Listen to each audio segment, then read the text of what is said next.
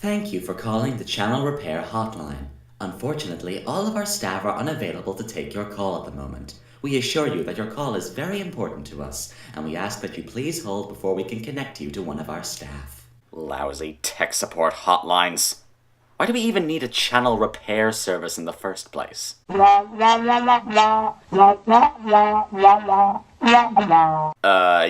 hi. So, a couple of months ago, a sphinx crashed into my channel and tore a hole in it. I'm just looking for somebody who can come down here and maybe patch it up for me. No, I have not tried resetting it.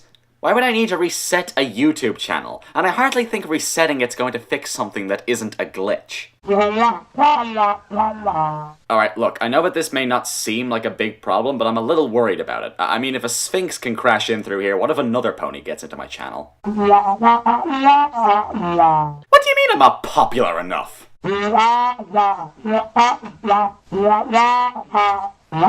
A 1,000 subscriber count minimum? Are you serious? How do you expect me to get that many? Okay, I see. Change the way I do things around here, eh? Well, excuse me for trying to have a bit of originality. I only got on here because I wanted a bit of help, okay? I wasn't expecting the bloody analyst Inquisition. Oh. God, no. No pony expects the analyst Inquisition. Our chief weapons are whining, and complaining. Our 2 weapons are whining, complaining, and fanboying. 3 weapons are whining, complaining, and almost a fanatical devotion to Digibro. Hey! You're ruining the moment, guys. Amongst our weapons... Man, just drop it. You fucked up, okay? Yeah, I know. Oh, look. We're just going to come back again. If you could just say the line one more time. Can I call you back? No. Sorry about that. Anyways, good evening, everyone. Hey, are you gonna say the thing or not? No, I am not going to say the thing again. Because if I say the thing again, you 3 are going to come back in here and screw with my video again. Well, could you at least say it later? I mean, come on, we ran all the way out here. Could you at least wait till the end of the review? Ah, fine. Just make it quick, okay? Guys, we gotta wait! Anybody bring the fireball? Sorry about that. Good evening, everypony. And since naturally I'm late for the month that celebrates humor, I thought to myself, why not just review a funny story? And where better to turn to for humor, I thought to myself, than that little-known sketch group, Monty Python. So, in keeping with the Monty Python theme, today we're looking at the story Nopony Expects the Spanish Inquisition by BrownDog77. Now, first off, I love Monty Python, and combining one of my favorite comedy acts with one of my favorite shows right away seems like a match made in heaven. And for the most part, the story actually works out pretty well. The story starts out with Twilight learning that Celestia created the Spanish Inquisition to serve the same purposes that are set down in the sketch. Naturally confused by this, she goes to find out why and leaves Spike at the library. From there on in, the Inquisition starts popping up all around Ponyville doing all the zany stuff that you saw them do in the sketch. It's a pretty short story, and one that I actually wish I had a lot more to say about, but I'll sure as heck give it a shot. So the main thing that this story gets down is the reactions from all the main cast. While the reactions aren't true to the sketch, where the actors basically didn't react at all, here, everybody has a different reaction. In the chapter where the Inquisition appear to Rarity and Spike, when the trio leaves and waits for Rarity to say the line again, instead of just saying it and carrying on, Rarity acts completely confused while Spike bursts out laughing. Applejack gets seriously angry when she sees the Inquisition take away Granny Smith, and Granny herself just acts blissfully unaware that anything's wrong. So, while it's not completely true to the sketch, personally I think the emphasis on the main cast is a great change. If anything, seeing each cast member in the story act differently makes the story's humor its own, rather than just copying the way the sketch carried out its delivery. It helps the story become a lot more than just a rewrite, which, when you're writing comedy especially, is one of the worst moves you could possibly pull. Something that this story creates on its own, which is actually very interesting, is the reason why Celestia created the Inquisition in the first place. In the last chapter, nothing is really seen of the Inquisitors. Instead, it's just Celestia explaining to Twilight her reasons for creating the Spanish Inquisition. I won't tell you why for the sake of spoilers, but what I will say is that her reasons for creating the Inquisition are both incredibly touching and quite tragic if you think about them. For a story that was nothing but lighthearted fun up until that point, it was a pretty cool thing to see.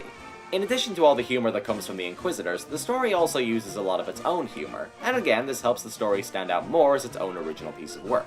However, on the flip side of that argument, while there are some pieces of original humor in this fic, the one thing that's taken straight from the sketch is the majority of the Inquisitor's dialogue. And yes, it's entirely uncreative that a lot of the dialogue from the sketch is just copy and pasted into this story. One of the worst things you can do as a fanfic writer is to just copy and paste every line of dialogue from some TV episode and then just ponify it.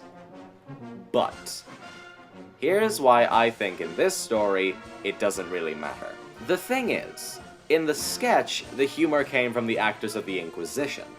In the story, the majority of the humor comes from the other characters. The Inquisition aren't the focus, and because of that, the author puts more emphasis on the interactions and reactions between the rest of the story's cast. And again, these interactions and reactions are pretty funny.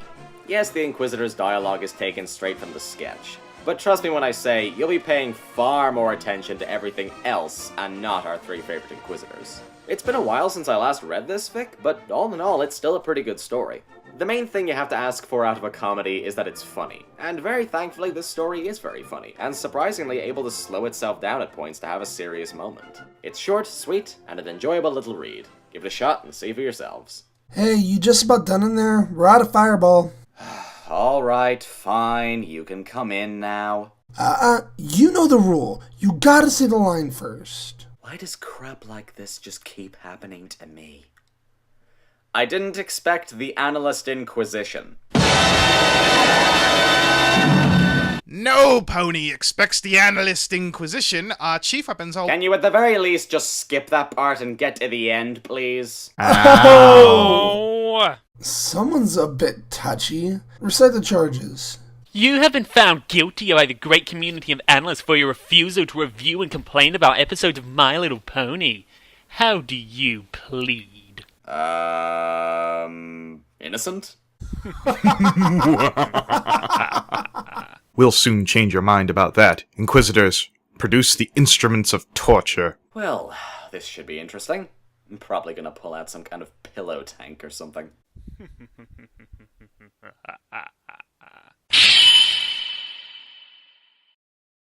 Oh, don't worry. Inquisitional beatings are known to be quite merciful. So, you really want to go down that road?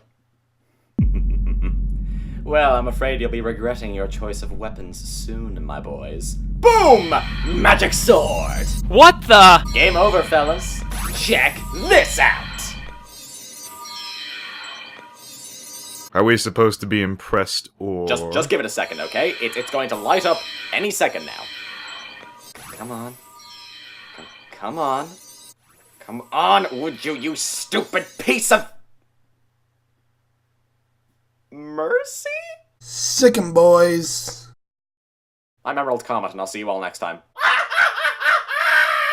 Woo! Best Job ever!